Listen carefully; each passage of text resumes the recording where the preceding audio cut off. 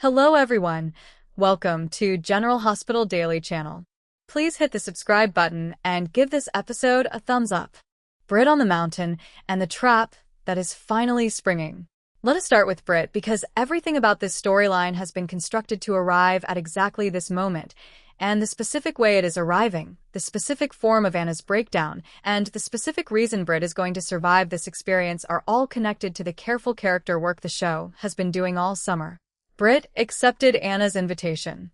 She came to Emerson Mountain. She came because the offer sounded like help and because Liesel's warning, while heard, was not fully absorbed in the way it needed to be. She came because she wants information about Cassius, and Anna offered to provide it. She came because accepting help from the police commissioner of Port Charles in a private location did not trigger the alarm bells it might have triggered if she had been paying attention to different information. She is there, on the mountain, alone with Anna, and Anna is not well. The hallucination of Peter has been building its case against Britt for months.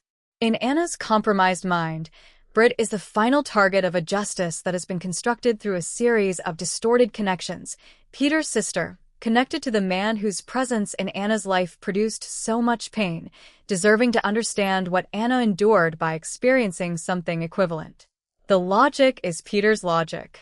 The emotional force behind it is real grief and real trauma that Peter has been redirecting through the specific architecture of Anna's most damaged place.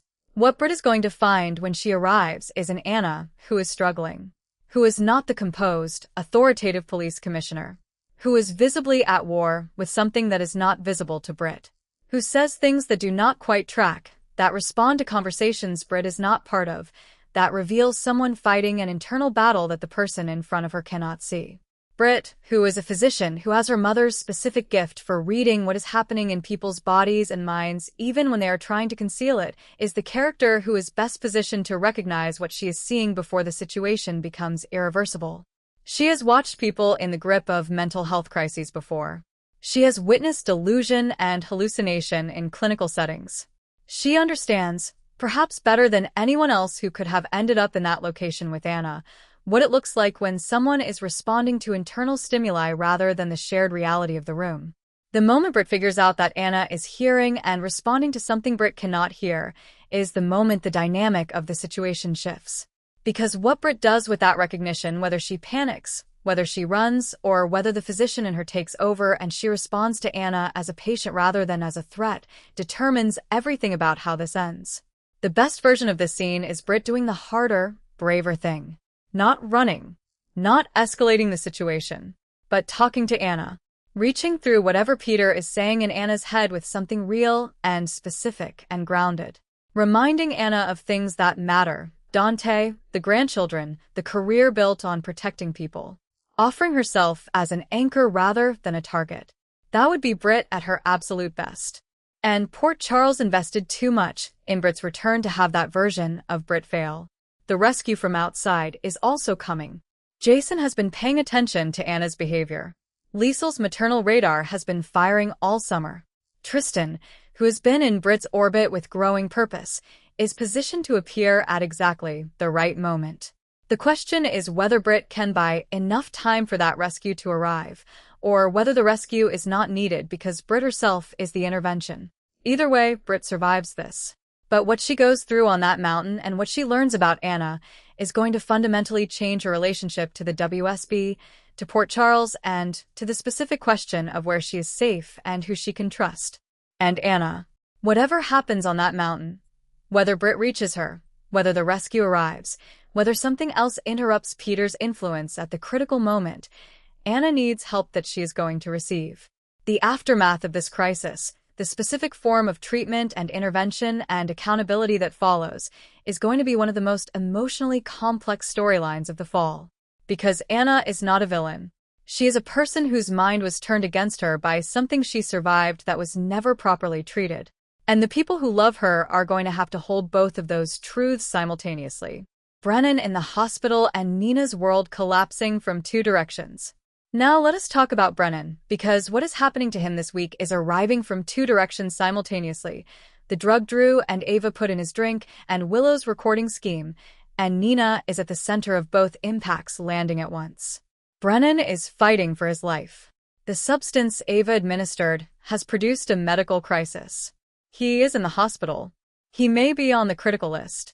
And the people who care about him, Nina, Jocelyn, the institutional figures connected to his WSB role, are trying to understand what happened while Brennan is too incapacitated to tell them himself. Drew and Ava are not coming forward. That is the specific moral choice the spoilers confirmed. Even as Brennan fights, the people responsible for the crisis are protecting themselves. Drew found what he was looking for in the hotel room, or he did not, but either way he is not going to voluntarily step forward and hand investigators the information that could help the medical team understand what they're dealing with. The investigation is going to start pointing fingers. And given the known conflict between Drew and Brennan, Drew knew Brennan had blackmail material over him. Drew had expressed the desire to remove that leverage. The investigation is going to look at Drew. Not immediately. Not with enough certainty to produce immediate arrest. But the suspicion is going to be present.